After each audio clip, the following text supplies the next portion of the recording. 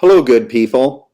Today I'm going to read a book that was picked out by Peyton, Pete the Cat, The Great Leprechaun Chase. Now, St. Patrick's Day has already passed, but this year is quite unusual, so we got a special dispensation to read this book after St. Patrick's Day, as long as I wore my green shirt and my special clover tie. Pete the Cat, The Great Leprechaun Chase by James Dean.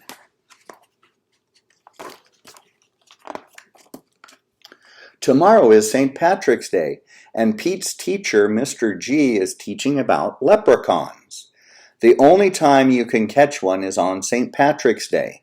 A leprechaun will bring you good luck, Mr. G says. Now everyone in class wants a leprechaun. Pete gets a great idea. He will open a leprechaun catching business. It's St. Patrick's Day comes, and Pete gathers some supplies.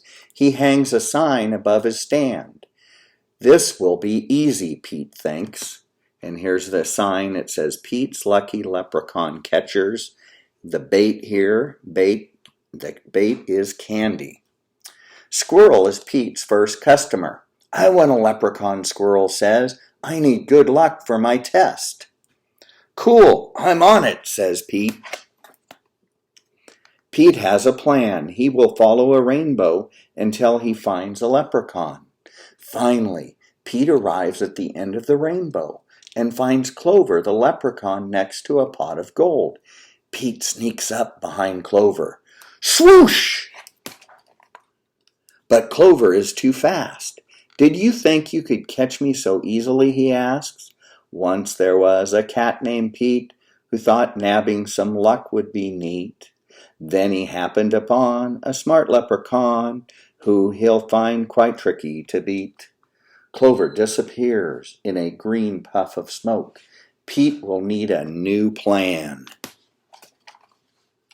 That afternoon, Gus visits Pete's Lucky Leprechaun Catchers. I want a leprechaun, Gus says. I need good luck for my band recital. Pete says, I'll see what I can do. Pete plans to lure Clover out with his music. He plays a jaunty song on his guitar. Before long, Clover dances over to Pete. Just a little closer, Pete thinks. Suddenly, Clover starts spinning around Pete. Round and round, Clover goes faster and faster. Oh no! Clover wraps up Pete with the rope. Pete has finally met his match, a crafty leprechaun he just can't catch. He'll never win, he better give in or find something else to snatch. That evening, Callie visits Pete's Lucky Leprechaun Catchers. I want a leprechaun, Callie says. I need good luck for my tennis match. Says Pete. St. Patrick's Day is almost over. There isn't much time left to catch a leprechaun, but Pete won't give up yet. He sets a trap for Clover. Before long, Clover tiptoes up to the trap and sniffs the air. I love candy, he whispers, peering under the box. Pete waits very quietly. Crash! Pete rushes over and checks underneath the trap, but it is empty. Clover skips away. Pete has tried many a plot, but still I haven't been caught. And isn't it dandy? I even got candy, while Pete ends up with squat. Pete has an idea. He follows the trail of spilled candy to Clover's secret hideout. Pete sneaks up behind Clover. Swoosh! Pete finally catches Clover. Why do you want me? Clover asks. I'm helping my friends who need some extra luck, Pete says. Luck doesn't come from having a leprechaun, says Clover. You and your friends have each other. That already makes you as lucky as can be. Could Clover be right? Pete is one very lucky cat. A lucky cat doesn't need a lucky leprechaun. He lets Clover go. Pete decides He will be the good luck his friends need by helping them out himself.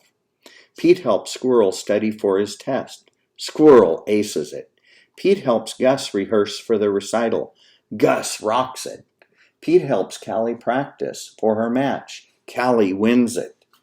Clover magically appears. Good job, Pete, says Clover. I have one more poem for you. While Clover played hide and seek, Pete learned something unique. The luck that you make beats luck that you take any old day of the week. Happy St. Patrick's Day. And I'd like to say to each of you a belated happy St. Patrick's Day, and please keep working hard and stay safe. Remember, vampire coughs, wash your hands, and stay at home and be safe so that we make our own luck and take care of ourselves. I'll be looking for some other stories here. I want to thank Peyton for picking out that book, and I'll be sharing other stories a little bit later. Thank you very much.